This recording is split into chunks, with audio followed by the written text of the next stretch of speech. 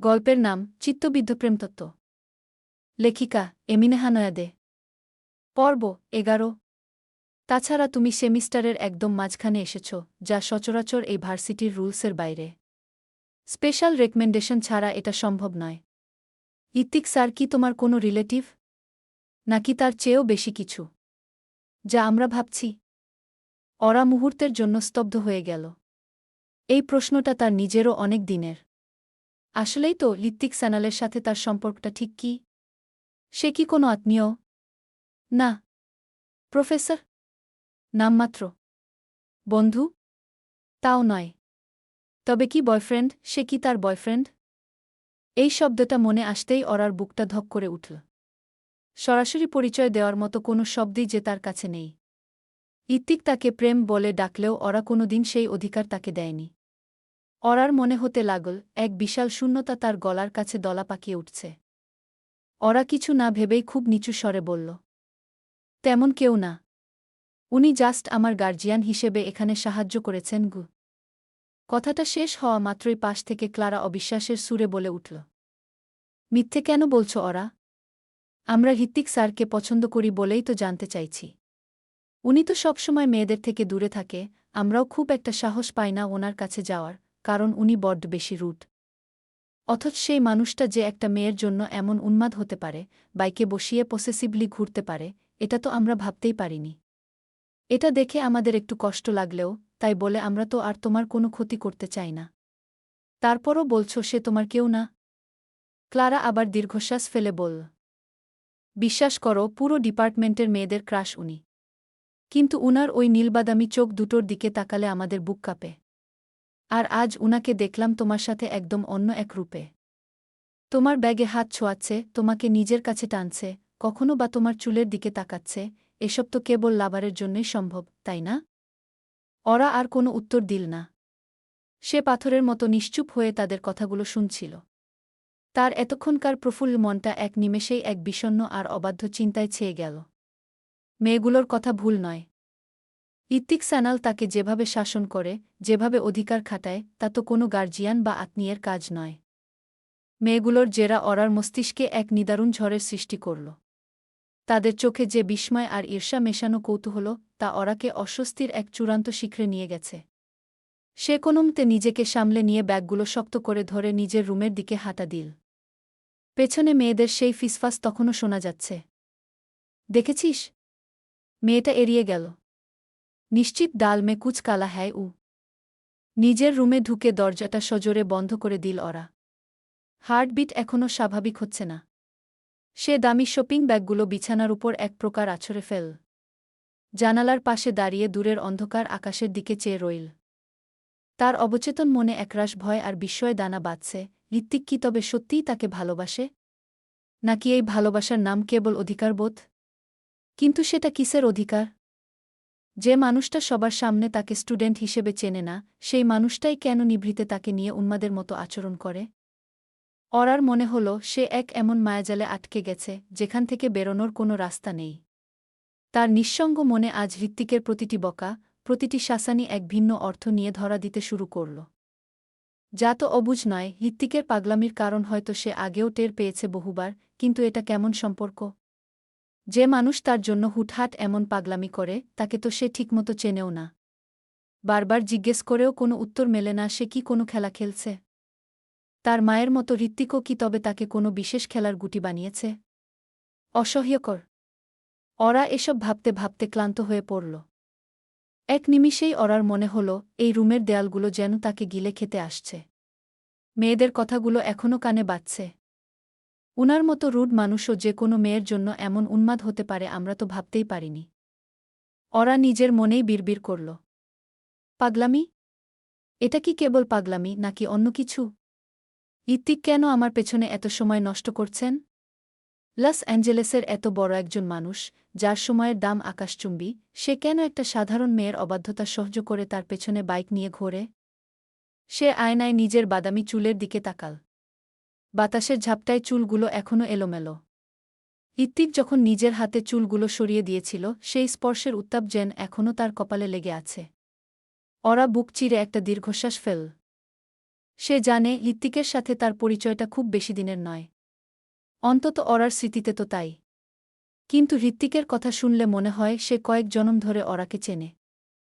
এই যে semester break ছাড়াই তাকে এই দামি ভার্সিটিতে ঢুকিয়ে দেওয়া, হোস্টেলের রুম ভরে দামি পোশাকে সাজিয়ে রাখা, এসব কি শুধুই দয়া? নাকি এর আড়ালে কোনো ভয়াবহ সত্য লুকিয়ে আছে যা মেয়েগুলোও টের পেয়ে গেছে অথচ সে সঠিক কারণ উন্মোচন করতে পারেনি?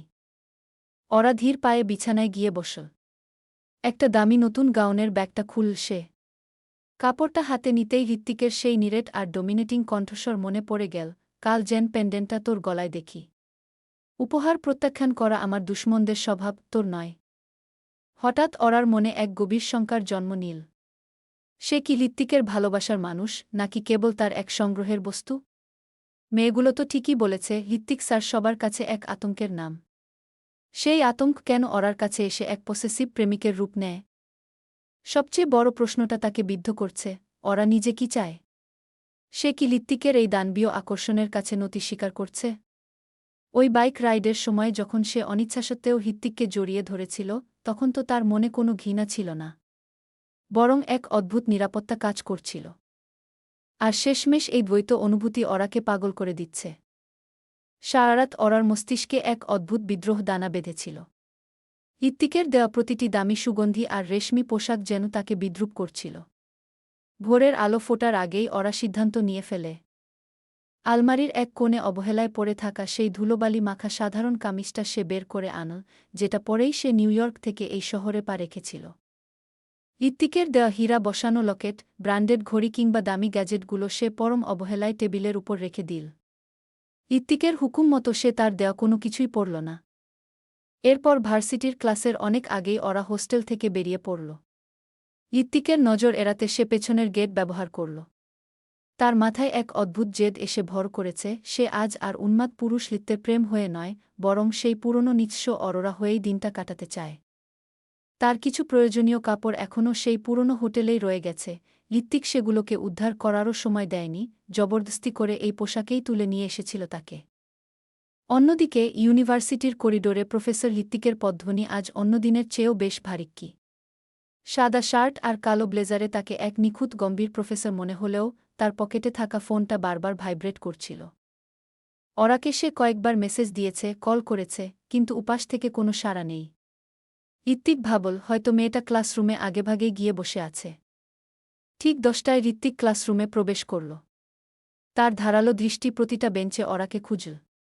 কিন্তু না, অরার সেই পরিচিত বাদামি চুল, হ্যাজেল চোখ বা শান্ত মুখটা কোথাও দেখা গেল না। প্রফেশনালিজমের চরম শিখরে থাকা হৃত্বিক ক্লাসের সামনে নিজের মানসিক অস্থিরতা প্রকাশ করতে পারল না। নিজের উন্মাদনা সে যথাসম্ভব দমিয়ে রাখল। পুরো 1 ঘণ্টা সে লেকচার দিল বটে, কিন্তু তার অবচেতন মন বারবার দরজার দিকে ছুটে যাচ্ছিল। এক অদ্ভুত শঙ্কা তার অন্তরালের ভেতর দলা পাকিয়ে উঠছে, অরা কি অসুস্থ? নাকি অন্য কোনো সমস্যায় পড়েছে মেয়েটা? ক্লাস শেষ হতেই হৃত্বিক আর মুহূর্তকাল দেরি করল না। পরের লেকচারগুলো করানোর দায়িত্ব অন্যকে বুঝিয়ে দিয়ে সে রণমূর্তিতে বেরিয়ে এল। তার কপালে চিন্তার ভাঁজ থাকলেও চোখে ছিল আগুনের ফুলকি। সে দ্রুত গতিতে বাইক চালিয়ে হোস্টেলের সামনে পৌঁছাল। গার্ডের কলার না ধরলেও তার গলার স্বর ছিল বজ্রের মতো গম্ভীর। অরা কোথায়? 204 নম্বর রুমের মেয়েটি কি ভেতরে? হোস্টেলের মহিলা তত্ত্বাবধায়ক কিছুটা ঘাবড়ে গিয়ে বললেন। অরা বলতে অরোরা উইন্টার্স? না স্যার, ওরা তো ক্লাসের জন্য সকালেই বেরিয়ে গেছে। অন্যদিনের চেয়ে আজ অনেকটা আগেই বেরিয়েছে ও। তবে কোথায় গেছে তা নিয়ে তো কিছু বলে যায়নি। হৃত্বিকের চোয়াল শক্ত হয়ে এল। সকালেই বেরিয়েছে অথচ ক্লাসে নেই? তার মানে ওরা সচেতনভাবে তাকে এড়িয়ে চলছে, আবারও তার অবাধ্য হয়েছে। হৃত্বিক আর দেরি না, নিজের বাইকের দিকে এগিয়ে গেল। গায়ের কালো কোটটা একটানে খুলে ছুঁড়ে বাইকের উপরই ফেলে দিল। চোখমুখ চাপার আগে রক্তিম হয়ে উঠছে, বর্বর চুলগুলো এলোমেলো হয়ে গিয়েছে, কপালে মৃদু মৃদু ঘাম ছড়ছে। সে সাদা শার্টের হাতাগুলো তীব্র ক্ষিপ্ততায় গুটিয়ে নিয়ে সোজা বাইকে চেপে বসল। নিজের ফোনটা প্যান্টের পকেট থেকে বের করেই ওরার নাম্বারের লোকেশন ট্র্যাক করতে শুরু করল। কয়েক সেকেন্ডের মধ্যেই স্ক্রিনে একটা পরিচিত ম্যাপ ভেসে উঠল। লোকেশনটা দেখে হৃত্বিকের চোখ দুটো মুহূর্তেই রক্তবর্ণ ধারণ করল। মনে মনে নামটা আওড়িয়ে বলল, দ্য সুইট ক্যাফে, অর্থাৎ সেই মিস্টার ব্রাউনের ক্যাফে। এতবার নিষেধ করার পরও অসভ্যটা আবারও ওখানে গিয়েছে। যে জায়গাটাকে ঋত্বিক পৃথিবী থেকে মুছে দিতে চেয়েছিল, ওরা ঠিক সেখানেই ফিরে গেছে। ঋত্বিক ফোনটা হাতের মুঠোয় এত জোরে চেপে ধরল যে মনে হলো ওটা চূর্ণবিচূর্ণ হয়ে যাবে। বারবার কল করলে কেটে দেওয়া, আবার মেসেজ সিন করেও রিপ্লাই না দেওয়া, অবাধ্য রমণীর এসকল কাণ্ড ঋত্বিকের সহনশক্তির শেষ সীমায় আঘাত হেনেছে। সে গাড়ির ড্যাশবোর্ডে সজোরে এক ঘুষি মেরে ক্রূর হাসি হাসল। এক তাচ্ছিল্যভরা স্বরে বিড়বিড় করে উঠল, তোর এই অবাধ্য জেদি তোকে ধ্বংস করবে, প্রেম। তুই কি ভেবেছিস তুই এত সহজেই আমার হাত থেকে নিস্তার পাবি? একবার শুধু তোকে সামনে পাই। বারবার অবাধ্য হওয়ার পরিণাম যে কতটা মারাত্মক হতে পারে, সেটা যদি তোকে হারে হারে বুঝিয়ে না দিতে পারি, তবে আমিও তোর হৃত্য নই। দ্য সুইট ক্যাফের ভেতরটা আজ সকাল থেকেই বেশ জমজমাট। কফি বিনের করা সুবাস আর টুংটাং শব্দের সাথে যোগ হয়েছে চেনা কাস্টমারদের গুঞ্জন। ওরা কাউন্টারের পেছনের কফি মেকারটার সামনে দাঁড়িয়ে প্রচণ্ড মনোযোগ দিয়ে কাজ করছিল। তার পরনে সেই সাধারণ গাউন, উপরে নীল এপ্রন জড়ানো, বাদামি চুলগুলো খোপায় বাঁধা। সকাল সকাল ওরাকে এভাবে নিজের পুরনো পোশাকে কাজে ফিরতে দেখে ক্যাশ কাউন্টারে বসে থাকা মিস্টার ব্রাউন প্রথমে একটু অবাক হয়েছিলেন। তবে মনে মনে তিনি ওরাকে অত্যন্ত পছন্দ করতেন এবং তার সততার উপর ভরসা ছিল বিধায় কোনো প্রশ্ন না করেই তাকে কাজে রেখে দিয়েছেন। আজ ক্যাফেতে বেশ ভিড় থাকায় মিস্টার ব্রাউনও বেশ খুশ মেজাজে ক্যাশ গুনছিলেন। ঠিক তখনই ক্যাফের বাইরের শান্ত পরিবেশটা এক হিংস্র হুঙ্কারে কেঁপে উঠল। লস অ্যাঞ্জেলেসের পিচঢালা রাজপথ চিরে ধেয়ে আসা ব্ল্যাক বিস্টের টায়ারের তীব্র ব্রেক কষার শব্দে ক্যাফের ভেতরকার অনেকেই চমকে উঠল। ভারী গ্লাসডোরটা এক প্রবল, হিংস্র ধাক্কায় খুলে গেল। ভেতরের মৃদু মিউজিক আর মানুষের গুঞ্জন এক লহমায় স্তব্ধ হয়ে গেল সেখানে এক ভয়ঙ্কর রণমূর্তির আগমনে। প্রবেশ দরজায় দাঁড়িয়ে আছে উন্মাদ পুরুষ ঋত্বিক। তার পরনের সাদা ফরমাল শার্টের হাতা দুটো কনুই পর্যন্ত তীব্র ক্ষিপ্ততায় গোটানো, উপরের কয়েকটা বোতাম খোলা। বড় বড় চুলগুলো বাতাসে উস্কো খুস্কো, কপালে আর চিবুক বেয়ে ঝরছে ক্ষোভের নোনতা ঘাম। চোখ দুটো অতিরিক্ত আক্রোশে রক্তবর্ণ ধারণ করেছে। সে আগে-পাছে না তাকিয়ে, কোনো সৌজন্যতার তোয়াক্কা না করে সরাসরি তাকাল কফি কাউন্টারের দিকে। ওরাকে দেখামাত্রই তার ঠোঁটের কোণে ফুটে উঠল এক চরম ক্রূর, পৈশাচিক হাসি। ওরা জানত ঋত্বিক ঠিকই তার লোকেশন ট্র্যাক করে এখানে আসতে পারে। তাই তাকে দেখে সে খুব একটা অবাক হয়নি ঠিকই, কিন্তু ঋত্বিকের এই বন্য, উগ্র আর উন্মাদ ভাবমূর্তি দেখে তার বুকের ভেতরটা এক অজানা সংশয়ে ঘুরপাক খেতে লাগল। ঋত্বিক ওরাকে আর কোনো কথা বলার বা নিজেকে সামলানোর সুযোগ দিল না। সে সিংহের মতো তেড়ে এলো কাউন্টারের পেছনে ওরার কাছে। ওরা কিছু একটা বলার জন্য কেবল ঠোঁট জোড়া ফাঁক করেছিল, কিন্তু তার আগেই এক অভাবনীয় তাণ্ডব নেমে এল। ঠাস! পুরো ক্যাফে কাঁপিয়ে ঋত্বিকের ভারী হাতের সজোরে এক থাপ্পড় আছড়ে পড়ল ওরার ফর্সা গালে। থাপ্পড়ের তীব্রতায় ওরার মাথাটা একপাশে ঘুরে গেল, গালটা মুহূর্তেই রক্তিম বর্ণ ধারণ করল। ওরা কিছু বুঝে ওঠার আগেই ঋত্বিক তার লোহার মতো শক্ত আঙুলের খাঁচায় ওরার খোপায় বাঁধা চুলগুলো আলগা করে, তৎক্ষণাৎ কবজি অবধি পেঁচিয়ে মুঠো করে ধরে নিজের দিকে হেঁচকা টান দিল। ওরার ঘাড়টা পেছন দিকে বেঁকে গেল, চোখ দিয়ে নামল তীব্র ব্যথার জল। ঋত্বিক ওরার মুখের একদম কাছে নিজের মুখ এনে চাপা স্বরে হিংস্রভাবে হিসিয়ে উঠল। কোনো সাহসে আমার অবাধ্য হলি তুই, প্রেম? তোকে আমি কারোর ছায়া পর্যন্ত যেতে নিষেধ করেছি না? আমার হুকুম অমান্য করার শাস্তি কি হতে পারে তা কি তোর ওই ছোট্ট মগজে ঢোকে না? ক্যাফেতে থাকা সমস্ত কাস্টমার আর স্টাফরা চরম বিস্ময় আর আতঙ্কের নজরে তাদের দিকে তাকিয়ে রইল। পুরো পরিবেশ যেন থমকে গেছে। মিস্টার ব্রাউনও হতভম্ব হয়ে বুঝতে পারছিলেন না কি করবেন। ওরা নিজের তীব্র যন্ত্রণা আর অপমান আড়াল করে বিস্ময়ভরা চোখে তাকিয়ে বলল, আপনি আপনি এসব কি অসভ্যতা শুরু করেছেন? সবাই দেখছে, ছাড়ুন আমায়। ঋত্বিকের উন্মাদনা যেন এই প্রতিবাদে আরও চাড়া দিয়ে উঠল। সে ওরার চুল ছেড়ে দিলেও পরপর আরও দুটো চড় কষে দিল ওরার গালে। তার চোখ দিয়ে তখন যেন আগুন ঝরছিল। উন্মাদের মতো পসেসিভ কথাবার্তা আর অকথ্য বকাঝকা করতে করতে সে ওরাকে আরও দুটো থাপ্পড় দিল। পরপর এতগুলা থাপ্পড়ে বেচারির গাল দুটো টমেটোর মতো লাল হয়ে গেল। ওরা নিজের ভারসাম্য আর শক্তি সামলাতে না পেরে পাশের একটা কাঠের টেবিলের উপর ছিটকে পড়ল। টেবিলের উপর থাকা কাচের গ্লাসগুলো ভেঙে চুরমার হয়ে মেঝেতে পড়ে গেল। ততক্ষণে ক্যাশ কাউন্টার থেকে মিস্টার ব্রাউন বেরিয়ে এসেছেন। ঋত্বিক আর ওরা বাংলায় কথা বলছিল বিধায় কিছু বুঝতে পারছিলেন না তারা। তার উপর ঋত্বিক লস অ্যাঞ্জেলেসের এক পরিচিত মুখ। কিন্তু নিজের স্টাফের উপর এমন পাশবিক অত্যাচার দেখে তিনি আর চুপ থাকতে পারলেন না। তিনি চড়া গলায় হৃত্বিককে উদ্দেশ্য করে বললেন, মিস্টার স্যানাল, স্টপ ইট। এই মুহূর্তে এসব বন্ধ করুন।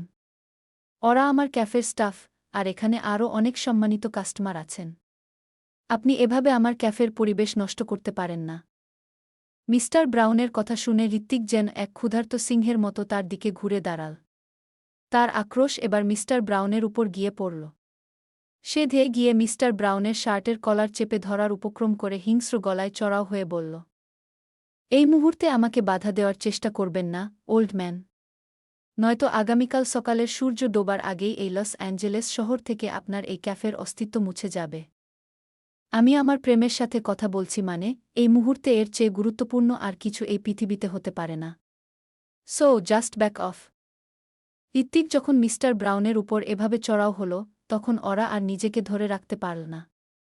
টেবিলের উপর থেকে সে দ্রুত নিজেকে সামলে নিয়ে সোজা হয়ে দাঁড়াল। অপমানের জ্বালা আর ভেতরের সমস্ত শক্তিকে এক করে সে দ্রুত পায়ে হৃত্বিকের সামনে এসে দাঁড়াল। হৃত্বিক মিস্টার ব্রাউনের দিকে তাকিয়ে থাকা অবস্থাতেই ওরা পাশ থেকে হৃত্বিকের শার্টের কলারটা টেনে নিজের দিকে কিছুটা ঘুরাল এবং সমস্ত গায়ের জোর দিয়ে সজোরে এক থাপ্পড় কষে দিল হৃত্বিকের গালে। ঠাস! ক্যাফের ভেতরের বাতাস যেন সেই শব্দে স্তব্ধ হয়ে গেল। হৃত্বিকের মতো লস অ্যাঞ্জেলেসের একচ্ছত্র ডমিনেটিং দম্ভ পুরুষের গালে একটা সাধারণ মেয়ে চড় মেরেছে, এটা যেন কল্পনাতীত। হৃত্বিকের উগ্রতা এক নিমেষেই থমকে গেল। তার মুখের ক্রূর হাসি মিলিয়ে গিয়ে সেখানে ভর করল এক সীমাহীন বিস্ময়। সে গালে হাত দিয়ে চোখ দুটো বড় বড় করে ভ্রু উঁচিয়ে ওরার দিকে তাকাল। তার কণ্ঠস্বর যেন স্তব্ধতার অতল থেকে উঠে এল। তুই তুই আমাকে চড় মারলি, প্রেম? ওরা ততক্ষণে পুরোপুরি রুদ্রমূর্তি ধারণ করেছে। তার হ্যাজেল চোখে তখন আর কোনো ভয় নেই, বরং সেখানে জ্বলছে এক স্বাধীন চেতনার দাবানল। সে হৃত্বিকের চোখের দিকে সরাসরি তাকিয়ে হিসিয়ে এক চরম আত্মবিশ্বাসে বলল, হ্যাঁ, মেরেছি। আর একবার যদি আমার সামনে কোনো অসভ্যতা করার চেষ্টা করেছেন, তবে আবারও আপনার উপর হাত তুলতে আমি দ্বিতীয়বার দ্বিধা করব না, মিস্টার হৃত্বিক স্যানাল। ওরা থেমে আবারও বলল, আপনার সমস্যা আমার সাথে, আমার অবাধ্যতা নিয়ে আপনার যত ক্ষোভ।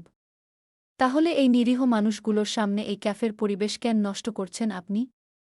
ওরা এক পা এগিয়ে গিয়ে হৃত্বিকের বুকে আঙুল ঠুকে দিয়ে ধাক্কা মেরে বলল, আমায় মুক্তি দিন আপনার এই পৈশাচিক মায়াজাল থেকে। আমি নিজের মতো করে নিজের স্বাধীনতায় বাঁচতে চাই। আপনার মতো উন্মাদের কোনো দয়া প্রয়োজন নেই আমার। বেরিয়ে যান এই ক্যাফে থেকে এই মুহূর্তে। আর কোনোদিন আমার সামনে নিজের এই উগ্র মুখ দেখাবেন না। পুরো ক্যাফে জুড়ে তখন কেবল ওরার হাঁপিয়ে ওঠা নিঃশ্বাসের শব্দ আর হৃত্বিকের থমকে যাওয়া স্তব্ধ চাহনি বিরাজ করছে। ক্যাফের অভ্যন্তরীণ আবহ এতটাই ভারী হয়ে উঠল যে প্রতিটি মানুষের নিঃশ্বাস নেওয়ার শব্দ স্পষ্ট শোনা যাচ্ছে। হৃত্বিক দীর্ঘ কয়েকটা মুহূর্ত একদম পাথরের মূর্তির মতো স্তব্ধ হয়ে দাঁড়িয়ে রইল। লস অ্যাঞ্জেলেসের আন্ডারওয়ার্ল্ড থেকে শুরু করে কর্পোরেট দুনিয়া, যার একটা ইশারায় কোটি কোটি ডলারের সাম্রাজ্য ওলটপাল্ট হতে পারে, যার চোখের এক পলক চাহনিতে বাঘা বাঘা অপরাধীদের বুক কেঁপে ওঠে। আজ এক সাধারণ ধুলোবালি মাখা পোশাক পরিহিত মেয়ে সবার সামনে তার গালে চড় কষে দিয়েছে। হৃত্বিকের ভেতরের স্তব্ধতা যেন এক ভয়ঙ্কর সুনামি আসার আগের নীরবতা। সে ধীরে ধীরে তার গালে থাকা হাতটা নামিয়ে আনল। তার ঠোঁটের কোণে এবার যে হাসিটা ফুটে উঠল, তা কোনো মানুষের হতে পারে না, ওটা ছিল এক চিলতে পৈশাচিক, খুনে হাসি। সে তার অবিন্যস্ত বড় বড় চুলগুলো অস্থির ভঙ্গিতে দুহাত দিয়ে পেছনের দিকে ঠেলে দিল। চোখ দুটো ঈষৎ শুরু করে সে ওরার দিকে এক পা এগিয়ে এল। মুক্তি! হৃত্বিকের গলার স্বরটা এবার আর চিৎকার করে বেরোল না, বরং এক অদ্ভুত শান্ত অথচ হারহিম করা ফিসফিসানি হয়ে পুরো ক্যাফেতে প্রতিধ্বনিত হল। সে ওরার একদম মুখোমুখি এসে দাঁড়াল, তাদের মাঝখানে 1 ইঞ্চিরও ব্যবধান রাখল না। তুই আমার থেকে মুক্তি চাস, প্রেম? আমার এই উগ্র মুখ আর দেখতে চাস না? হৃত্বিক হঠাৎ ওরার 2 কাঁধের চামড়া খামচে ধরে নিজের দিকে হেঁচকা টান দিল। তার চোখের সেই নীলবাদামি মণি দুটো তখন আক্ষরিক অর্থেই জ্বলছিল। সে দাঁতে দাঁত চেপে বলল, তোর এত বড় সাহস কিভাবে হয় যে তুই আমার গায়ে হাত তুলিস? এই হৃত্বিকের গায়ে হাত তোলার পরিণাম কি হতে পারে, তা ভাবার মতো বুদ্ধিও কি তোর ওই অবাধ্য মগজে অবশিষ্ট নেই? তুই নিজেকে ভাবিসটা কি ইডিয়ট? ওরা ব্যথায় চোখ বন্ধ করে ফেল, কিন্তু পরক্ষণেই নিজের ভেতরের আত্মসম্মান তাকে আবারও সোজা হয়ে দাঁড়াতে বাধ্য করল। সে হৃত্বিকের বুকের উপর 2 হাত দিয়ে ধাক্কা মেরে নিজেকে কিছুটা ছাড়িয়ে নিয়ে তীব্র চিৎকারে বলল, আপনার দয়া? আমি আপনার কোনো দয়া চাইনি ঋত্বিক। আপনি জোর করে আমার জীবনে এসেছেন, জোর করে আমাকে এই বিষাক্ত শহরের এক অন্ধকূপে বন্দী করেছেন। আপনার মতো একজন সাইকো, উন্মাদের সাথে থাকার চেয়ে আমার মরে যাওয়া অনেক ভালো। আমি আবারও বলছি, লিভ মি অ্যালোন। আমার জীবন থেকে দূর হয়ে যান। অরার এই শেষ বাক্যটা যেন হৃত্বিকের শেষ মস্তিষ্কের তারটাও ছিঁড়ে দিল। সে আর এক সেকেন্ডও সেখানে নষ্ট করতে চাইল না। সে হুট করেই অরাকে এক ঝাটকায় নিজের চওড়া কাঁধের উপর তুলে নিল। সকলের বিস্ময়ের কেন্দ্রবিন্দু হয়ে গেল দুজন। হৃত্বিক, নামান আমাকে। কি করছেন কি? ছাড়ুন। অরা বিস্ময়ে উন্মাদের মতো হৃত্বিকের পিঠে নিজের দুই হাত দিয়ে কিলঘুষি মারতে লাগল, তার পা দুটো ছুটতে লাগল। কিন্তু হৃত্বিকের সেই বলিষ্ঠ শরীর যেন ইস্পাতের চেয়েও দি। অরার কোনো আঘাতই তাকে এক চুলও নড়াতে পারল না। মিস্টার ব্রাউন আর ক্যাফের আরও দুজন স্টাফ এবার মরিয়া হয়ে হৃত্বিককে থামাতে এগিয়ে এলেন। মিস্টার স্যানাল, আপনি এভাবে একটা মেয়েকে জোর করে নিয়ে যেতে পারেন না। This is kidnapping. I will call the police, mister brown চেঁচিয়ে উঠলেন। হৃত্বিক দরজার কাছাকাছি গিয়ে এক মুহূর্তের জন্য থামল। সে ঘাড় ঘুরিয়ে মিস্টার ব্রাউনের দিকে এমন এক দৃষ্টিতে তাকাল, যা দেখে বৃদ্ধ ব্রাউনের শির দ্বারা বেয়ে এক শীতল স্রোত বয়ে গেল। হৃত্বিক ঠান্ডা গলায় বলল, call the police, brown. Los Angeles police ডিপার্টমেন্টের চিফও আমার পকেটে ঘোরে। আর হ্যাঁ, আগামীকাল এই ক্যাফের জায়গায় যদি একটা ধ্বংসস্তূপ না দেখতে চান, তবে নিজের মুখটা বন্ধ রাখবেন। আর আজকের পর যদি এই মেয়ে আপনার ক্যাফের আশেপাশেও পা বাড়ায়, তবে আপনার পুরো বংশ আমি এই দুনিয়া থেকে গায়েব করে দেবগু। কথাটা শেষ করেই হৃত্বিক অরাকে নিয়ে ক্যাফের বাইরে বেরিয়ে এল। দুপুরের কড়া রোদ তখন লস অ্যাঞ্জেলেসের রাস্তায় খেলা করছে। হৃত্বিক অরাকে নিজের বাইকের ট্যাঙ্কের উপর সজোরে বসিয়ে দিল। অরা বাইক থেকে নেমে পালানোর চেষ্টা করতেই হৃত্বিক তার নিজের কোমর থেকে একটা চকচকে কালো 9mm পিস্তল বের করে সরাসরি অরার কপালে ঠেকিয়ে দিল। কপালে ঠান্ডা লোহার স্পর্শ পেতেই অরা মুহূর্তের মধ্যে জমে পাথর হয়ে গেল। তার হ্যাজেল চোখ দুটো ভয়ে আর অবিশ্বাসে বড় বড় হয়ে গেল। বাতাসও যেন থমকে গেল।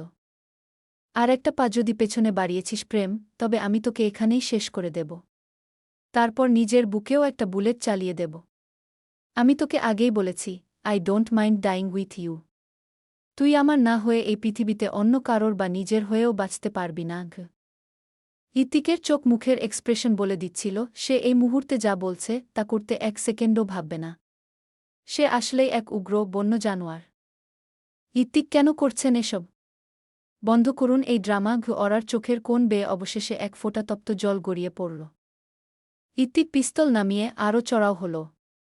অরার গাল টিপে ধরে হিসিয়ে বলল, ড্রামা? আর সেটাও আমি করছি? ইডিয়েট, ড্রামা তো তুই করছিস। প্রতিবার এই অবাধ্য হওয়ার মানে কি? তো আপনি কি চান? আপনার মতো অচেনা অজানা মানুষের সাথে আমি সংসার পাতাব? যেখানে আপনি নিজের ব্যাপারে কিচ্ছু বলতে চান না, যখনই কিছু জিজ্ঞেস করব তখনই প্রসঙ্গ ঘুরিয়ে ফেলেন। আপনার মধ্যে উন্মাদনা ছাড়া তো আমি আর কিছুই দেখি না। হৃত্বিক তার প্রশ্নের উত্তর না দিয়ে উল্টো গম্ভীর স্বরে প্রশ্ন ছুড়ল, বল, কেন এখানে এসেছিস? নিষেধ করেছিলাম না আমি? তারপরও কেন এলি, স্টুপিড? তোর ওখানে সমস্যা হচ্ছিল, আমায় বলতে পারতি, আমি অন্য কোনো ব্যবস্থা করতাম। কিন্তু আমার অবাধ্য কেন হলি? আমায় ইগনোর কেন করলি, বল? সম্পূর্ণ এক উন্মাদের মতো আচরণ করতে লাগল হৃত্বিক। ওরাও দমে না গিয়ে বলতে লাগল, তো কি করতাম আমি? হোস্টেলের সবাই জানতে চাচ্ছিল, আপনি আমার কি হন, কেন আপনি আমায় অত নামিদামি ব্যান্ডের জিনিস কিনে দিলেন? সবাই সন্দেহ করছিল এসব নিয়ে, অথচ আমার বলার মতো কোনো উত্তরই ছিল না। কি বলতাম আমি? বলতাম যে আপনি আমার। সন্দেহের কি আছে, হ্যাঁ বলে দিতি আমি তোর কে গিউ। হৃত্বিকের উন্মাদের মতো কথায় ওরা ভ্রু উঁচিয়ে বলল, কে আপনি? আপনি আমার কি হন? ওদের প্রশ্নের উত্তরে কি বলা উচিত ছিল আপনিই বলুন না। আপনি কি আমাদের ওই অপ্রত্যাশিত বিয়েটা মানেন? বলুন, মানেন কি না? এই প্রশ্নটা আমি আগেও করেছিলাম কিন্তু উত্তর পাইনি। আপনার এত সব পাগলামি, আমার প্রতি আপনার এত অধিকারবোধ, এসবের কারণ কি হৃত্বিক? বলুন, আপনি ওই বিয়েটা মানেন? বলুন আপনি আমাকে নিজের গু। না, মানি না। ওই বিয়ে আমি মানি না। হৃত্বিকের স্পষ্ট কথা। অরার এবার তাচ্ছিলের হাসি হাসল। জানতাম আমি এটাই আপনার উত্তর হবে গি। ওরা থেমে এবার ঋত্বিকের বুকে আঙ্গুল ঠেসে দিয়ে মুখ উঁচিয়ে হিসিয়ে বলল। সো মিস্টার ঋত্বিক, এখন আপনার উন্মাদ মস্তিষ্কে একটা কথা স্পষ্টভাবে ঢুকিয়ে নিন। কোনো সম্পর্ক ব্যতীত আপনার আমার সম্পর্কটাকে শব্দ সমাজের লোকেরা কি বলবে জানেন? নষ্টামি। এটা নষ্টামি ছাড়া আর কিচ্ছু নয়। আমি জানতাম আপনার মতো এডুকেটেড একজন মানুষ হয়তো কখনোই ওইসব বিয়েকে সিরিয়াসলি নেবে, ঠিক এই কারণেই বিয়ের বিষয়টা আমি সম্পূর্ণভাবে মাথা থেকে ঝেড়ে ফেলেছিলাম। কিন্তু তারপর সেই আপনার সাথেই আমার অপ্রত্যাশিতভাবে দেখা হওয়া, আপনার অদ্ভুত আচরণ, কার্যকলাপ সহ্য করা, দিন শেষে আপনাকে কিছু জিজ্ঞেস করলে আপনার প্রসঙ্গ এড়িয়ে চুপ করে যাওয়া। এসবের পরও কি আমার অধিকার ছিল যে আমি ওদের বলে দেব আপনি আমার স্বামী? আপনি তো বিয়েই মানেন না। তবে নিশ্চিত না হয়ে আমি কিসের পরিচয় দিতাম ওদের? ঋত্বিকের চোখজোড়া রাগে জ্বলজ্বল করছে। তার মাথায় হয়তো গভীর এক ভাবনা ঘুরপাক খাচ্ছে। ওদিকে জল ছলছলে চোখে ক্ষিপ্ততার সাথে ওরা বলে যাচ্ছে। ঋত্বিক, আমি হয়তো অমন মেয়ে নই যেমনটা আপনি ভাবছেন। অ্যান্ড সরি টু সে আপনার ট্রিটমেন্টের প্রয়োজন। আপনার এসব কার্যকলাপ কেবল একজন সাইকোপ্যাথ দ্বারাই সম্ভব। গল্পটা কেমন লাগলো অবশ্যই বলে যাবেন।